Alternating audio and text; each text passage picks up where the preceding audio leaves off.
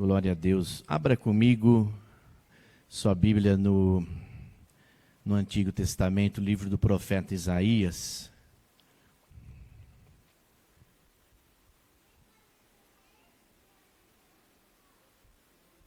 Capítulo 1, verso 19.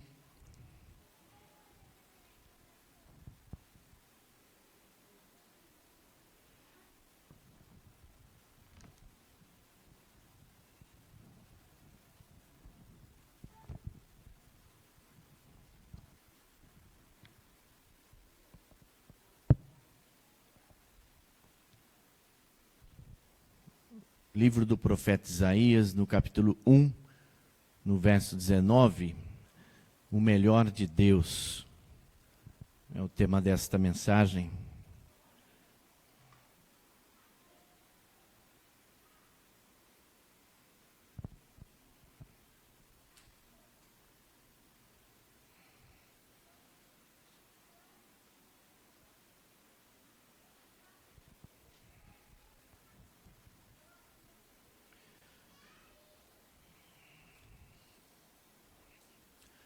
Se vocês estiverem dispostos a obedecer, comerão os melhores frutos desta terra.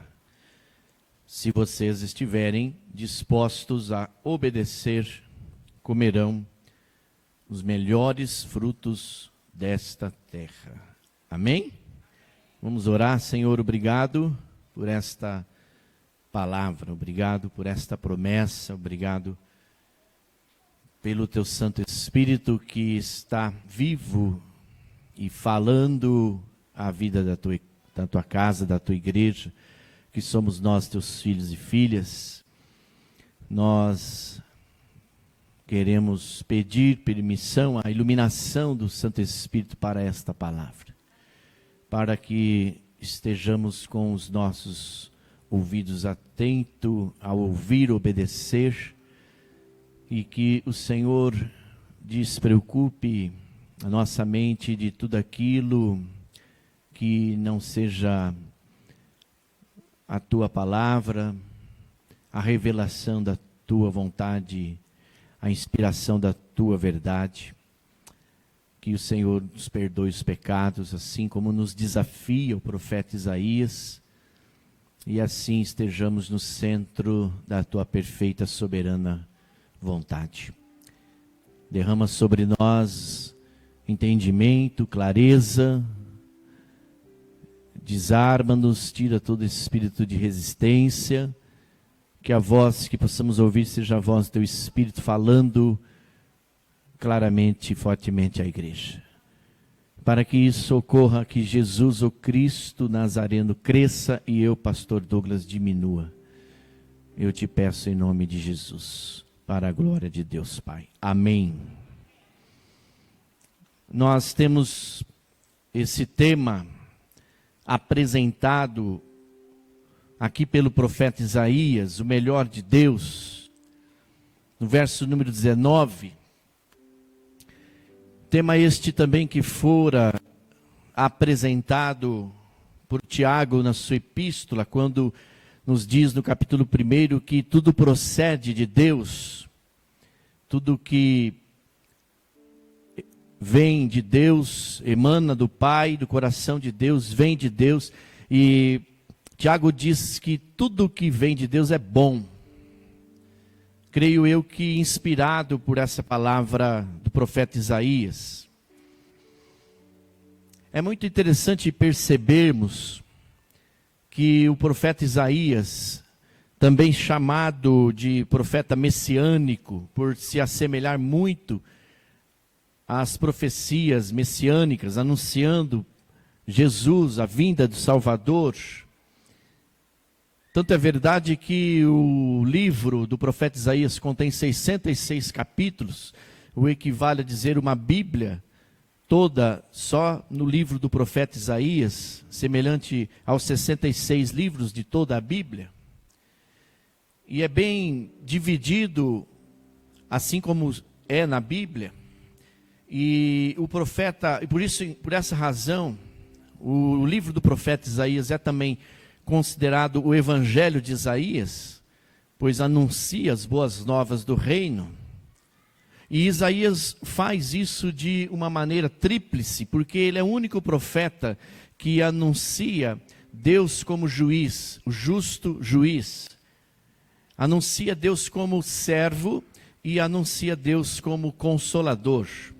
E se nós lermos o Novo Testamento nesta ótica, vamos perceber que o profeta Isaías já havia anunciado aquilo que o próprio Senhor Jesus anunciou, e os seus discípulos e os escritores assim o narraram. É interessante percebermos nessa palavra, quando falarmos a respeito do melhor de Deus, e ligando com Tiago, que diz que aquilo que emana de Deus é bom, percebemos o contexto que fora dito essa palavra, e perceber o momento histórico que Deus se revelou bom para esse povo, e o momento que Deus tem o melhor para esse povo. O cenário aqui, até então, humanamente falando, não é nada, por assim dizer, favorável. Ou seja, o povo estava ali, o paganismo muito forte, o culto a deuses estranhos, a deuses pagãos. A idolatria, por assim dizer, reinava nesta época. Muita rebeldia para com aquilo que Deus havia falado. E é nesse momento histórico que Deus levanta o profeta Isaías, como eu disse, repito, também conhecido como profeta messiânico, para que a partir pelo menos nos primeiros capítulos, anuncie Deus como juiz, mas o Deus como justo juiz, aquele que vem trazer um juízo sobre a terra. Por isso ele faz a ligação do melhor de Deus relacionado com aquilo que nós temos, ou vamos comer, ou temos que beber. E mesmo nesse sentido, Deus tem um juízo sobre a terra, e quem vai então ter consequência a respeito disso é o próprio povo, que vai pagar o preço, por assim dizer, principalmente o povo inocente, como acontece no ambiente que está hoje reinando sobre a questão da guerra. E é interessante observar que em meio a essa situação, Deus ainda se revela um justo juiz, anunciando sim o seu juízo sobre a terra, que terá consequência no povo, diretamente para o povo. Mas ele levanta o profeta Isaías para que antes desse juízo sobrevir sobre a terra e ter consequências sobre o povo, há uma mensagem de arrependimento, que está anunciada aí nos versos anteriores. Por isso, por esta razão, é perceptível que Deus não é injusto, Deus não é incoerente. Se tem um juízo sobre a terra, e Ele sim o tem até hoje, Ele jamais vai pesar a sua mão sobre mim, ou sobre você, ou sobre a terra, a nação, sem antes levantar um profeta, ou revelar uma profecia, que nos traga a oportunidade de arrependimento. Para que esse Deus que nós servimos não seja chamado, ou por muitos julgado, como um juiz iníquo, um juiz corrupto, ou um juiz incoerente. Não, Deus não é esse tipo de juiz. Deus é um justo juiz que julga com equidade, que reina sobre a terra, Ele é soberano. Mas Ele anuncia sim o seu juízo, porque Ele está descontente com os cultos pagãos que as suas igrejas têm assim celebrado. Ele está insatisfeito com a idolatria que o povo faz das pessoas. Latria, adoração a ídolos, a tudo que se transforma em um ídolo, a tudo aquilo que substitui, a presença do próprio Deus. Então, dado a essa introdução, e ligando com aquilo que Tiago disse a despeito de Deus, a despeito do melhor de Deus, vem proceder aquilo que Davi também fala, que Deus é bom, em todo tempo Deus é bom, e tudo que emana dele é bom. Então, até mesmo o juízo, e principalmente o arrependimento, a oportunidade de nos arrepender diante do Pai. Tudo isso é bom.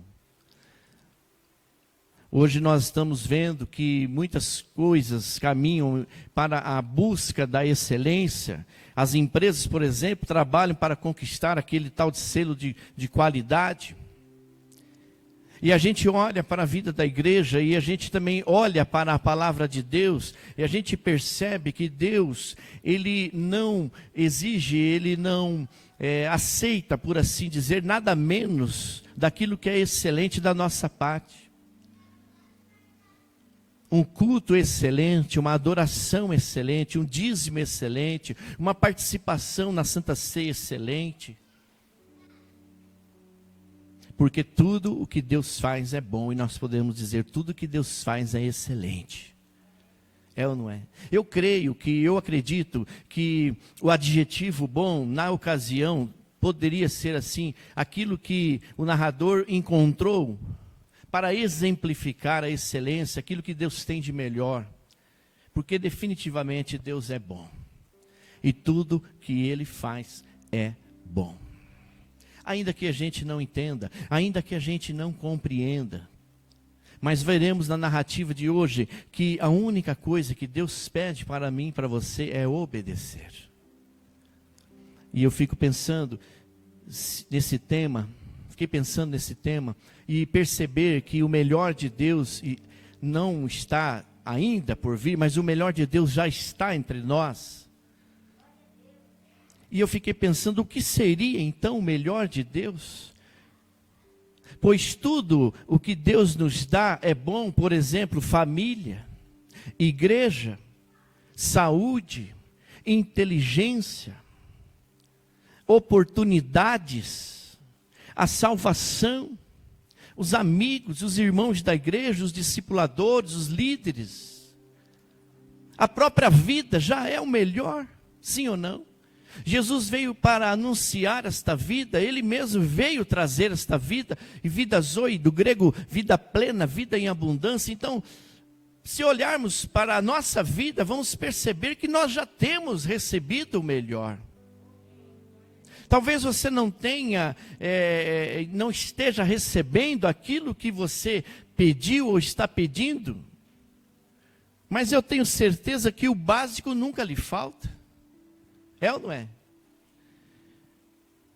Mas a hora que nós olhamos para essa palavra e percebemos o contexto que Deus está se revelando, que apesar da idolatria, Deus tem o melhor para esse povo, apesar da rebeldia, apesar da resistência e apesar da adoração, veneração a deuses pagãos, Deus está revelando o melhor para esse povo, trazendo a oportunidade deles comerem do melhor desta terra. E aí percebemos no verso 19, que o melhor de Deus tem um segredo. O melhor de Deus tem um segredo. Na vida tudo tem um segredo. Uma comida que você vai fazer tem um segredo, um artesanato que você vai confeccionar tem um segredo, um culto que você vai realizar tem um segredo, o sucesso na carreira profissional tem um segredo, o sucesso empresarial tem um segredo, um sucesso na vida espiritual tem um segredo, o casamento tem um segredo, os relacionamentos têm um segredo. E o melhor de Deus também tem o segredo. O texto diz de forma clara, se quisermos. Se quisermos. Ou seja, aqui a palavra se revela da seguinte forma, se nós precisamos desejar este melhor de Deus. Precisamos querer algo a mais. Se Deus, apesar dos nossos erros, das nossas falhas, das nossas imperfeições, e como diz os versos anteriores, principalmente o verso 18, anunciando a oportunidade de arrependimento a despeito do nosso pecado, se nós, apesar das nossas imperfeições e pecados, ainda tem se revelado através da sua santa palavra, separada a palavra, consagrada a palavra, tem se revelado o melhor para mim, para você, nós precisamos desejar esse algo a mais. Sabe por quê? Porque Deus não nos força. Tudo o que Ele espera é que nós desejamos, que nós almejamos o melhor. Olhando para a palavra do Senhor, nós observamos quando Ele chega em uma determinada aldeia, um povoado, e Ele se depara ali com uma pessoa, o cego Bartimeu, e Ele diz assim: o que queres que eu te faça? É perceptível que Deus é soberano. É sabido de nós que Deus é onipotente, Ele conhece o coração, Ele já conhecia o coração, mas Ele quer que a gente deseje esse algo a mais. Ele quer que a gente expresse esse desejo do algo a mais.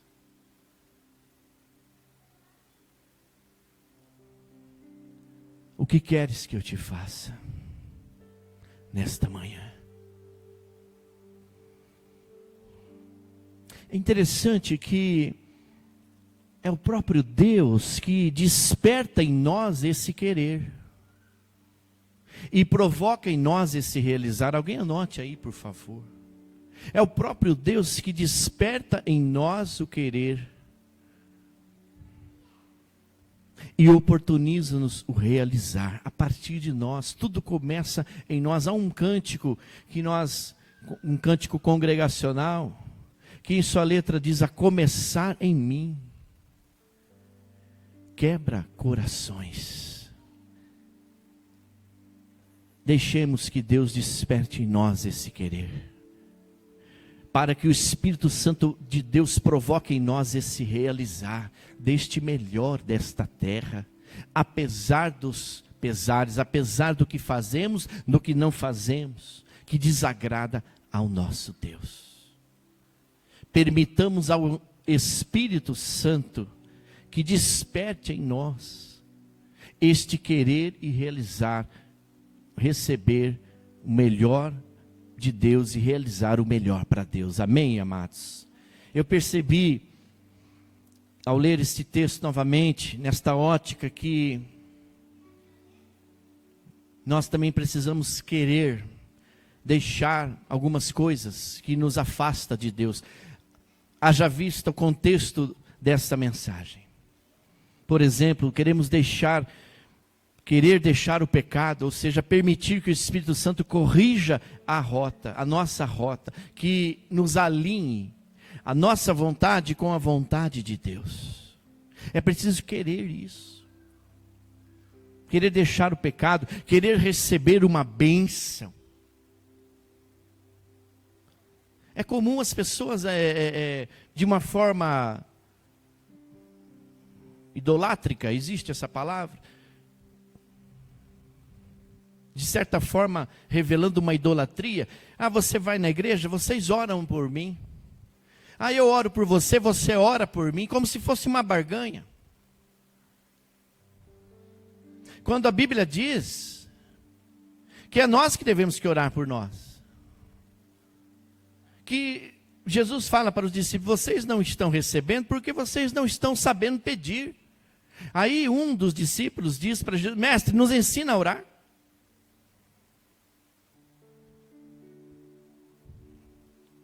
E muitas vezes as pessoas, a impressão que passa é que eles não estão interessados nessa bênção.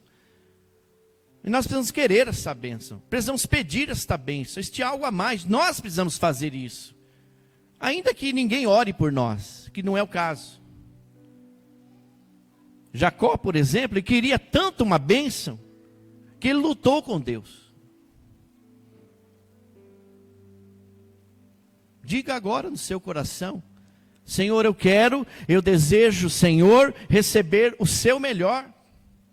Mas eu quero também deixar aquilo que me afasta de Ti, que me atrapalha.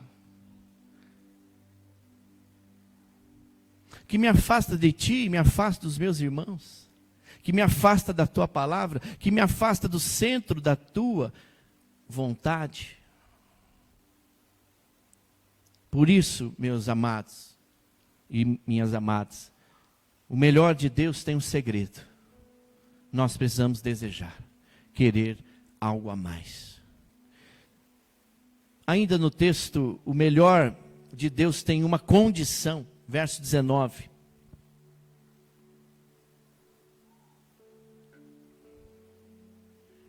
Agora preste atenção, a condição aqui não significa que você tenha que pagar. Não significa que você tem que fazer alguma penitência, pagar uma promessa. Não significa que você tem que realizar algum sacrifício. Não, absolutamente não, porque Deus não agride, Deus não vai lesar a pessoa, Deus não vai exigir nada em troca. Sabe por quê? Porque a cruz está vazia, porque significa que já foi pago o alto preço. Então, o melhor de Deus tem uma condição. Que condição é esta? O texto diz: se me ouvirdes, se vocês estiverem dispostos a obedecer. Mas a palavra está obedecer, pastor? Sim. Porque para Deus é ouvir, obedecer, não tem separação. Aliás, em uma outra tradução que se assemelha muito ao texto original, no hebraico, diz assim: se ao menos vocês me obedecessem, poderiam comer dos melhores frutos que esta terra produz. A condição é ouvir, obedecer. Simples assim. O que Deus estabelece como condição é obedecer. Ouvir aqui tem o sentido de obedecer, obedecer tem o sentido de ouvir e praticar. Quando ouvimos a palavra, praticamos a palavra. Quando ouvimos a palavra, somos desafiados a praticar a palavra, somos orientados pelo Espírito Santo, somos alertados pelo Espírito Santo, é ou não é? Acontece assim com você também? Você se lembra de uma palavra que você leu, foi ministrada? Quando ouvimos a palavra, levamos a sério a palavra, sim ou não? Como quando cantamos aqui alguma palavra, sim, porque esses hinos, essas canções foram inspiradas da palavra de Deus. Somos confrontados, como já foi falado pelo nosso líder Renato aqui esses dias, a não só cantar a palavra ou a música, mas praticá-la na nossa vida. E o profeta Isaías está aqui, queridos, anunciando a salvação, anunciando uma libertação, uma cura, tempos novos, aquilo que há de melhor para o povo, se esse povo simplesmente se arrepender e se alinhar aos propósitos de Deus, deixando tudo aquilo que os atrapalha, ou que se constitui em uma idolatria, ou que se tenta constituir no lugar de Deus. Por esta razão, o próprio nome Isaías significa Deus é a minha salvação, ou de Jeová vem a salvação. Deus está anunciando salvação para todos os povos, para todas as famílias. Mas nós precisamos querer esta salvação, este algo a mais. Precisamos obedecer para receber esta salvação que já é nos oportunizada através da cruz de Cristo. Se você deseja este melhor de Deus, leve a sério esta condição. Atente bem para esta oportunidade. E diga hoje mesmo: Senhor, eu quero te ouvir, porque ouvir, obedecer, porque ouvindo eu obedeço, ou eu vou obedecer. Me lembrei que Abraão, quando Deus chamou a Abraão, lá em Gênesis 12, ele obedeceu, ele saiu da sua terra, e Deus o honrou, como servo que Abraão foi. Falamos aqui nesta semana, no culto do Dia Internacional da Mulher, que Sara foi também, por consequência, uma adjudadora idônea, porque fora obediente. Vocês lembram?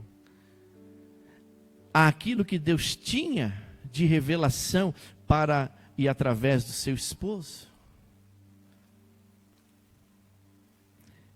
Agora projeta Romanos 10, por favor, de 6 a 10. Veremos que Deus, o melhor de Deus está ao nosso alcance. O O melhor de Deus não está distante, está muito próximo de nós. Talvez esteja aí sentadinho do seu lado.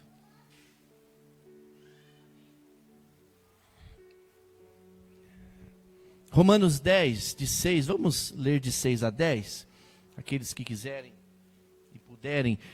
Mas a justiça que vem da fé diz: não diga em seu coração quem subirá aos céus, isto é, para fazer Cristo descer. Ou quem descerá ao abismo, isto é, para fazer Cristo subir dentre os mortos. Mas o que ela diz: a palavra está perto de você, está em sua boca e em seu coração. Isto é a palavra da fé que estamos proclamando. Se você confessar com a sua boca que Jesus é Senhor e crer em seu coração que Deus o ressuscitou dentre os mortos, será salvo. Volta, por favor, no verso anterior. É o 8. Olha que coisa linda a gente perceber nesse texto, dona Lomar. A palavra está perto de você. A palavra está perto de nós. E quem é esta palavra? É o Cristo revelado. É o Jesus ressurreto. Perto está o Senhor de todos os que o temem e o livra. O Senhor não está distante, meus irmãos. Deus está perto, tão perto quanto imaginamos. Então, se Deus está perto, se perto está o Senhor de todos aqueles que o temem e o livra, o melhor de Deus está ao nosso alcance. Há quem pense que isso é uma ideia, que essa ideia de Deus é um Deus muito distante, sabe? Há quem pense que Deus está muito distante, olhando lá do céu, como diz o hino. Há quem pense que Deus está muito longe. Há quem pense que Deus é inatingível, que Deus está apenas lá sentado no seu trono lá no céu, olhando para mim. Muito longe, distante de nós. Não. O céu está ao nosso alcance, porque o Senhor nos disse, nos deu a chave para acessar o céu. Aqui da terra, quando fazermos uma oração em concordância, e a ligarmos na terra, terá sido ligado nos céus. Quando Paulo fala aos Efésios, que Deus vos abençoe com toda sorte de bênçãos nas regiões celestiais, vamos ter um entendimento que para sermos abençoados aqui na terra, primeiro ocorre lá no céu uma liberação dessa bênção, que é acessada a partir daqui da terra, através da humilde oração e dependência de Deus. Então isto está ao nosso alcance, isto está acessível. O melhor de Deus está acessível, está ao nosso alcance. E alcançamos através da obediência, do ouvir, obedecer.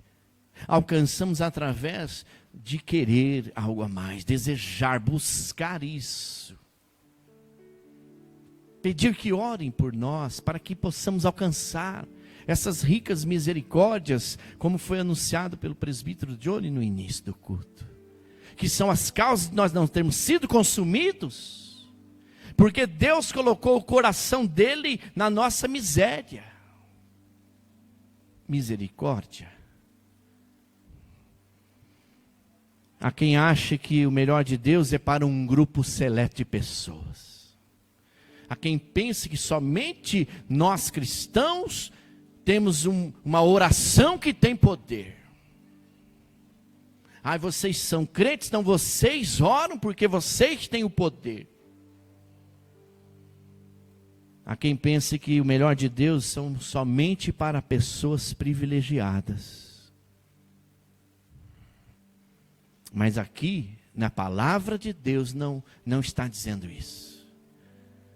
Não é assim como pensam. O melhor de Deus, Aliás, anote aí, o melhor de Deus é para o cansado, o melhor de Deus é para o aflito, o melhor de Deus é para o sobrecarregado, o oprimido, o excluído, o marginalizado, aquele que se sente esquecido. Porque Jesus Cristo disse: vinde a mim, vós todos que estáis cansados, aflitos, sobrecarregados, e eu vos aliviarei.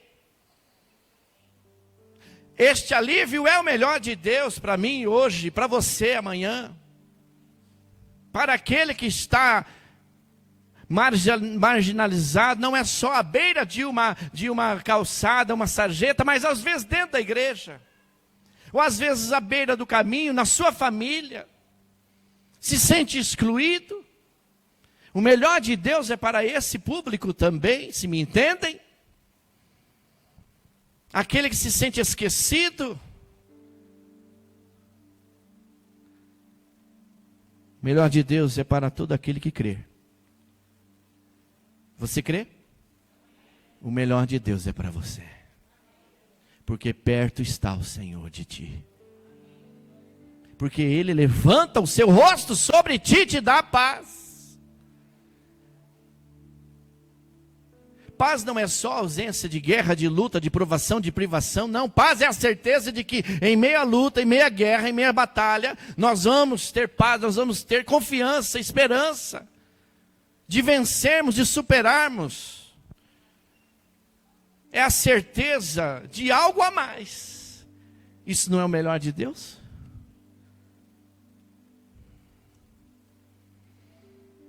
Ah, meus irmãos, o melhor de Deus é para aquele que busca.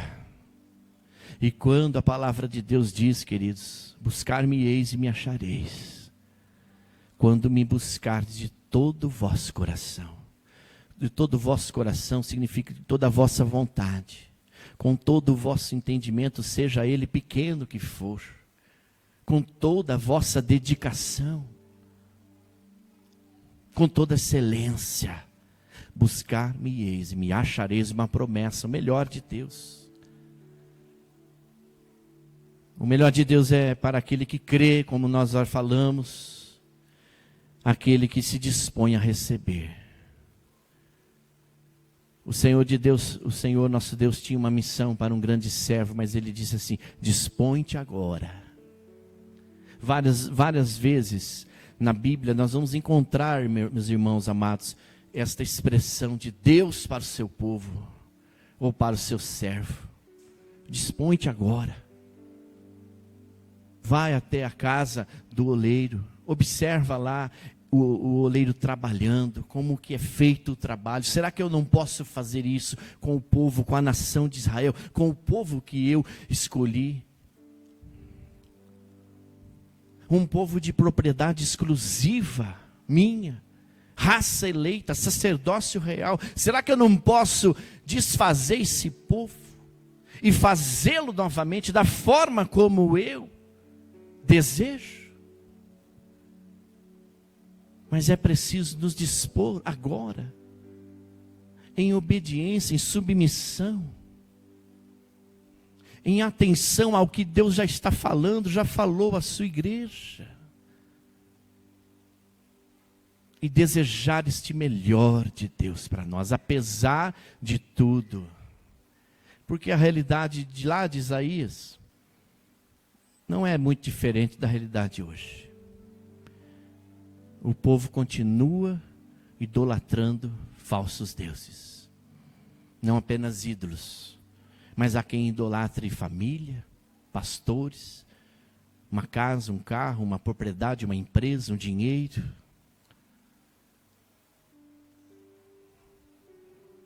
Mas Deus continua o mesmo. Graças a Deus por isso, amém, amados? Nós mudamos, mas Deus não muda. É nisso que é o melhor de Deus, porque a imutabilidade, apesar do que somos, do que fazemos e que desagrada a Deus, desagrada às vezes as pessoas, Deus continua sendo o mesmo Deus. E Ele teve o melhor lá atrás, Ele tem o melhor hoje. E é nisso que eu me apego, para continuar nesta jornada. O melhor de Deus, eu quero encerrar dizendo que o melhor de Deus é para pessoas como você e eu. Aliás, o banquete está pronto, está disposto. Você é um dos convidados. Sabe por quê? Porque Jesus já fez tudo. Os diáconos prepararam, mas a preparação maior e anterior foi de Jesus. Ele já foi e o banquete já está preparado. Quando nós formos, vamos participar de um grande banquete à mesa do Pai. Isso daqui é apenas um prelúdio, uma forma de nós nos prepararmos para um grande banquete celestial, na presença do Pai, do Filho e do Espírito Santo. E eu creio de irmãos e irmãs que partiram antes de nós e que estão nos braços do Pai.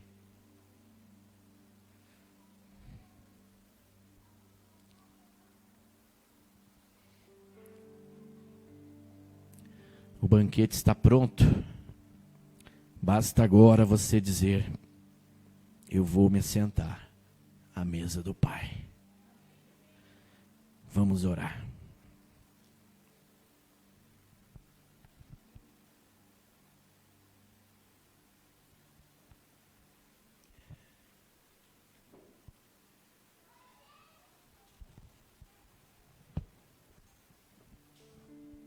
Senhor Jesus, obrigado, porque o banquete está posto, a mesa está posta. Obrigado porque o Senhor não faz acepção de pessoas. Pelo contrário, o Senhor nos dá a oportunidade de nos achegar à tua casa e tua mesa, e servir da tua mesa. Obrigado pelo teu rebanho aqui reunido, parte dele aqui de forma presencial, aqueles que nos acompanham pela internet também, que vão participar da ceia nas suas casas. Que esta mesma comunhão possa se achegar a esses queridos e queridas. Que nós possamos ter ouvido esta palavra. Que o Espírito Santo tenha despertado em nós o desejo de querer algo a mais. Algo mais. Querer também despertar em nós o querer deixar o pecado, querer receber uma bênção. Querer esta bênção do melhor, não só do comer desta terra, mas do desfrutar daquilo que plantamos. Como diz aqui nesta palavra, do fruto daquilo que nós semeamos. Inspirados em Jacó, em tantos outros que desejaram, que obedeceram e que receberam. Não só aquilo que esperavam, mas aquilo que era de melhor e que o Senhor deu por conta de honrar aqueles teus servos. Obrigado porque, apesar de tanta distância desses exemplos, o melhor do Senhor está hoje aqui ao nosso alcance. Muito perto de nós, diga-se de passagem. Obrigado porque o Senhor nos revelou este segredo, nos estabelece essa condição, e nós podemos dizer assim como o profeta Isaías: eis-me aqui, Senhor, para te obedecer. Obrigado porque tudo que ouvimos está ao nosso alcance. A mesa está posta, o cálice se transborda. A alegria, a disposição, a esperança de dias melhores na tua presença. Perdoa os nossos pecados. Obrigado porque podemos dizer, como Isaías: Deus é a minha salvação. Obrigado porque o Senhor é justo juiz. Obrigado pela oportunidade de arrependimento. Obrigado porque o Senhor se revela servo e através do teu Espírito tem trazido consolação à tua igreja. Recebemos essa palavra e participamos desta ceia com alegria, em comunhão com o Senhor e com os amados irmãos, orando e instituindo os elementos, tirando-os do uso comum para uso espiritual. E que todos aqueles que aqui estiverem, e aqueles que vão participar também da Santa Ceia em casa, recebam um alimento espiritual que os fortifique. Bebam desta alegria renovadora dessas águas, através desse vinho, a alegria da ressurreição. Que o Senhor nos aproxime mais do Senhor, através do nosso próximo. E que Jesus, o Cristo Nazareno, sempre cresça e nós diminuamos para a glória de Deus. Em nome e por amor de Jesus. Amém.